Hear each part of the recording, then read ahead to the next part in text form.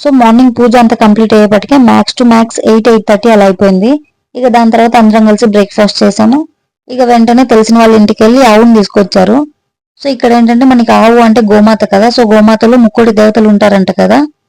So అలా ఇక్కడ ఆవుకి పూజ చేస్తూ ఇక బొట్లు పెట్టి పూజిస్తున్నారనమాట. ఇక దాని తర్వాత ఇంట్లోకి తీసుకొచ్చారు. యాక్చువల్లీ న్యూ హౌస్ ఎవరైనా కట్టిస్తే కంపల్సరీ ఇది చేస్తారు కదా, ఇవి మనకి ఎప్పటి నుంచో వస్తున్న సాంప్రదాయాలు. సో ఇక్కడ ఆవుని కుడికాలు పెట్టి ఇంట్లోకి తీసుకొచ్చి దాని తర్వాత చిన్న క్యూట్ ఆవుదూడ వచ్చింది తెలుసా, అది మస్తు ఉంది.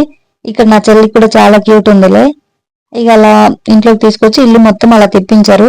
దీని తర్వాత ఒక సీన్ ఉంది, ఆ సీన్ నాకు మస్తు భయం వేసింది. యాక్చువల్లీ అదేంటంటే ఆవు అలా ఇల్లు మొత్తం తిప్పించిన తర్వాత దాని కిందకి వెళ్ళి రావాలన్నమాట. అది ఒక సాంప్రదాయము మాకు వచ్చేసి ఇక్కడ. సో అలా ఫస్ట్ నా చెల్లి మా బాబాయ్ వచ్చిండ్రు, తర్వాత మా పిన్ని వస్తుంది. అయితే పక్కన నేను చూస్తూ ఉన్నా, నన్ను కూడా అందరూ పో అని చెప్తుండ్రు, నాకైతే భయం వేస్తుంది. సో ఆ గ్యాప్ లో ఇంకా మా చెల్లి దానికి ఫ్లవర్స్ పెడుతుంది.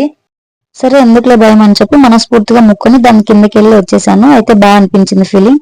దాని తర్వాత ఇక ఆఫ్టర్నూన్ లంచ్ టైం అయింది. ఇక్కడ మేము ఫుడ్ క్యాటరింగ్ నుంచి చేపించామన్నమాట. అయితే ఓకే బాగానే చేశారు. ఇక్కడైతే ఓలిగా అంటే మీలో కొంతమందికి తెలియకపోయి ఉండొచ్చు, అదే బొబ్బట్టు, నెక్స్ట్ వడ, నెక్స్ట్ పాపడ్ వడియాలు, తర్వాత వెజిటేబుల్ రైస్. నెక్స్ట్ ఇక్కడ ఏంటంటే యాక్చువల్లీ మేము పుల్కాలు ఆర్డర్ చెప్పాము, వాళ్ళు మాత్రం డ్రై రోటీ తెచ్చిండ్రు. ఓకే అడ్జస్ట్ ఏం పర్వాలేదు. నెక్స్ట్ ఇక్కడ బ్రింజల్ కర్రీ, తర్వాత వైట్ రైస్, పప్పు, రసంతో ఎండ్ చేసాం. బట్ చాలా బాగుండింది ఫుడ్ మాత్రం.